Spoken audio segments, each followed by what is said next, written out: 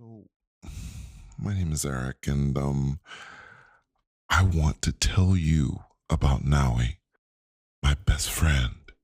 She disappeared 2 years ago, and I've looked everywhere, but nothing. Maybe you've seen her. 5'1", 105 pounds, with a shock of woolly hair that bounces and sways as she moves.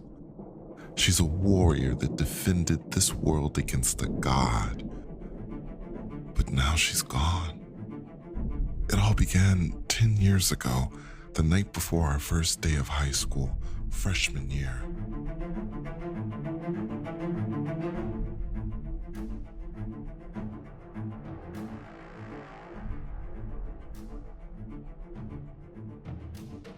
Since we were little and I found out that Nawi had been training to be a warrior, I'd been bugging her to train me as a warrior. The summer we turned 7, side note, my birthday is in August and hers is in September, making me a month older and wiser. She finally gave in and said she'd train me once she was fully trained. Well, 7 summers after making that promise, she'd finally passed all her tests. But it wasn't easy. See, Naui is half human, and the Lightning Tribe is made up of superhumans. You know the type.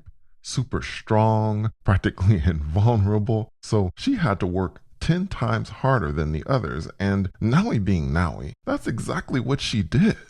According to my flight tracking app, Air Stalker, she landed at 4 p.m. and 25 seconds. Side note, the app does not show milliseconds, something I've already complained to the developer about. I gave Naui an hour to rest, plenty of time after a 17-and-a-half-hour flight. Then I called her right up.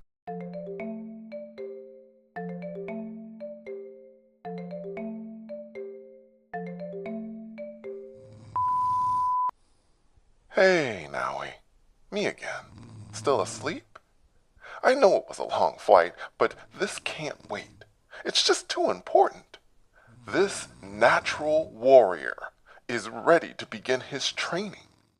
Old blanket-faced grizzly woman finally answered. Grizzly because of the snore, of course, and blanket face because Naui didn't even bother to pull the blanket off her face when she answered. Can you believe that? So, okay. Was there a slight time difference between New Nubia in Sudan, Africa, and California? True. But as I said before, this simply couldn't wait. Hey, wake up. It's your best friend. She slowly removed the blanket from her head. Ah, that face. Spittle running down the corner of her mouth, eyes half open and encrusted with sleep. Gotta love video chat. Then she said, Naima, does my best friend understand that my body thinks it's 2 a.m. in the morning? I couldn't see her in that moment, but I imagined that Naima, the cheetah, glanced up at Naui lazily from her pyramid-shaped cheetah house across from Naui's bed and fell right back to sleep. The first time I'd seen Naui's cheetah, I noticed that she had a gut. I mean, aren't they supposed to be the fastest land animals on the planet? Yeah, right. I only ever saw Naima up to that point lying around. Anyway, I propped my phone up, took a few steps back so that Naui could take in my full 5'4", 120-pound magnificent rock-hard machine of a body in full frame, then struck my best ready to start warrior training pose and simply said, "Let's do this." She just stared at me as if she had no idea what I was talking about. Could she have forgotten? No, not possible. She was still sleepy, that's all. I'd been practicing while she was gone, preparing for this moment. I needed to show her how far I'd come on my own. So I threw a couple of faster than you could blink punches and, somehow, not exactly sure how, I tripped over my own feet and blacked out. Well, maybe I knocked myself out cold, actually, but Then, through the speaker of the phone, I could hear the wind. Nothing strange about the wind, right? But for some reason, that sound turned my insides so cold that I could feel the chill through my nostrils with each breath. And my Nawi, when she heard it, her expression flipped like a light switch. She went from no gas in the tank to wide awake. Before I could open my mouth, she ran to her window and saw the streetlights and the stars disappear outside. They were blocked out by a storm of black sand swirling around the house. Now we knew that this could only mean one thing. I blurted out, "What's wrong? What's happening?" as she flipped open a mahogany jewelry box. Aja, Nawi's weapon, was tucked neatly inside. First time I saw it, I just stared. This was the amazing weapon she talked about earning after years of training? This twig? Yeah, you heard me right. Aja was a twig, at least in that particular form. Then she picked it up and said, "Time to wake up, Aja," and whispered, "Awake." Strands of electricity arched through the twig and it expanded into a long wooden staff.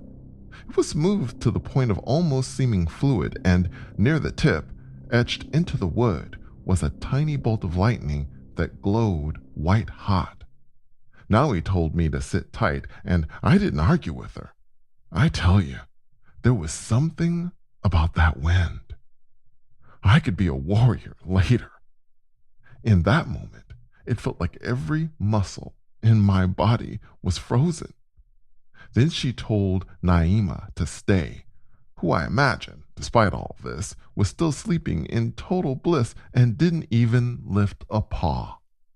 Then Nawi carefully stepped out of her room into a thick fog that filled the entire house. She began to inch her way down the steps. Could it actually be him? Could Commander Ak, right hand to Seth, god of war and commander of Seth's army, be here in her house? He hadn't been seen since the war, and that was a very long time ago. But this fog and that wind. During her training, Nawi learned that these were tactics that he used to confuse the enemy. As she continued steadily downward, her feet began to feel like bricks, and her staff, which had always felt like a feather when she trained, now weighed heavily in her hand. The thoughts continued to swirl inside her head. Where was Ak exactly? Behind her? Despite their size, which was considerable, soldiers moved with deafening silence, and she might not sense the commander's presence until it was too late. Or was he already closing in on Wusa, goddess of creation? Despite the thickness of the fog, Nawi could see Wusa's golden light emanating through the edges of the basement door below her. Ak had led Seth's army against the goddess to seize that light, which was the power of creation itself. But the lightning tribe defeated and imprisoned them all, except for the commander. He escaped and disappeared. He'd been gone so long, in fact, that many in the tribe thought he died from the wounds he sustained during the war. Now he froze on the last step. Near the basement door, barely visible, was a shadowy figure. The figure was gripping an ancient wooden walking stick, gnarled, twisted, and ablaze with hieroglyphic symbols that covered every inch of it. The glow from the walking stick swelled, and the figure's face was visible through the fog. Chiseled cheekbones, fierce eyes, silver braids pulled back into a bun. The tribe called this woman Jima, and the first thing you need to know is that Jima does not stand for grandma. Nope. Jima stands for Grand Master.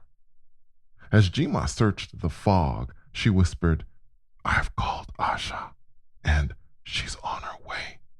Now go back upstairs to your room and shut the door." But Nawi had already begun searching too. And the thing to know about Nawi is that once she's focused, anything outside of that focus ceases to exist. Just over Jima's shoulder, Nawi caught a glimpse of something dark and massive forming. In the split second it took Jima to realize what was happening, Nawi charged toward the dark mass, her staff raised and ready for battle.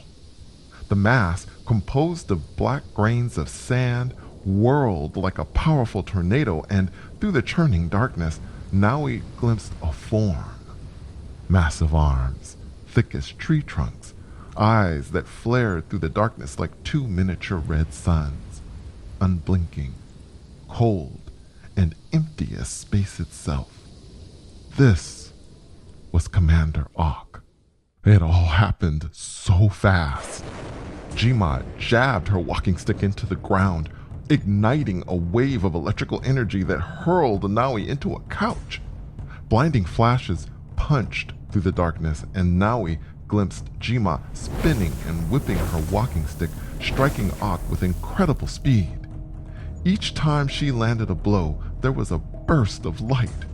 It was a lightning storm in the middle of Nawi's living room, and Nawi, she kept trying to jump back into the fight. Somehow, Jima was able to push Nawi back at the last second, and through the flickering light, Nawi could see that Commander Ock was quickly gaining ground and closing in on the basement door. Exhausted but stubborn as a bull, Nawi kept pushing even harder to jump back in. If Ock was able to get past Jima to the other side of that door, no, Wusa had to be protected, but no matter how hard she tried, she couldn't get past Jima. Through the window, Nawi caught a glimpse of a lightning strike out of a clear night sky that lit up the street. A woman materialized and rushed out of the flash toward the house. Nawi knew that this was Asha, the Seeker. And let me tell you, if I didn't want to be a warrior so badly, I'd want her job in the tribe. Can't get much cooler than a bounty hunter that travels through lightning, and Ock was the fugitive that she'd been after for thousands of years. Asha's arrival might just distract Jima for a split second. That might be all Nawi needed to get back into the fight. So she ran directly at Ock, got close enough to see the dark particles of sand he was made of, and a huge clump of that sand was suddenly ripped away and snatched into the air by an invisible force. Nawi saw this at the last second and ducked. It whipped past her head, and she saw it sucked into an ancient wooden jar ablaze with hieroglyphic symbols. Ock's eyes caught sight of this, and he suddenly flew apart, scattering into a dark swarm of black sand, which blasted through the windows and doors. Within seconds, he vanished. Asha stood there, infuriated. So close.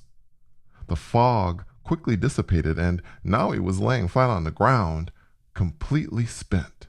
Meanwhile, Jima's eyes were squarely focused on the basement door. The glow was still intact. Jima carefully checked the area surrounding it. How close had Commander Ock gotten? That was the first question Asha asked Jima. Too close was her only response. Now, thankfully, Ock was gone, but maybe not completely. He could have left parts of himself behind, and those parts could be as tiny as a grain of sand. Asha extended her fist. A wooden ring inscribed with tiny hieroglyphics lit up on her finger and produced a brilliant flash. A strange-looking dog materialized. Long, pointy ears, thin and narrow with eyes that glowed like the lightning symbol on Nawi's staff.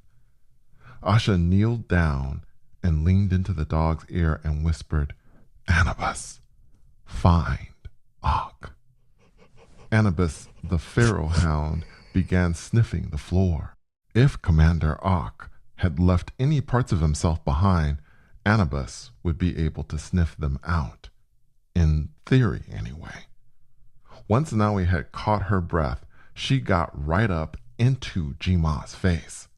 The words tumbled out. All that training, since she could barely walk, for what? She could defend that house, defend the goddess the tribe was created to protect. She was a warrior. Asha watched all this as if it were a tension-filled scene in an action movie. The insanity of a 14-year-old girl, half human, getting in the face of the greatest warrior to ever walk the planet was, well, crazy. And she could not peel her eyes away. Then Safina the jailer showed up. Nawi always said she seemed to appear out of nowhere, which was one of many things that creeped her out about the jailer.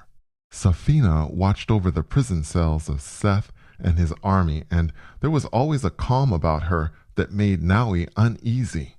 Jima motioned for Safina to give her a moment, and without ever making eye contact with Nawi, she said that Nawi had endangered the house and the goddess, and that she wasn't, nor would she ever be, a warrior of the Lightning Tribe.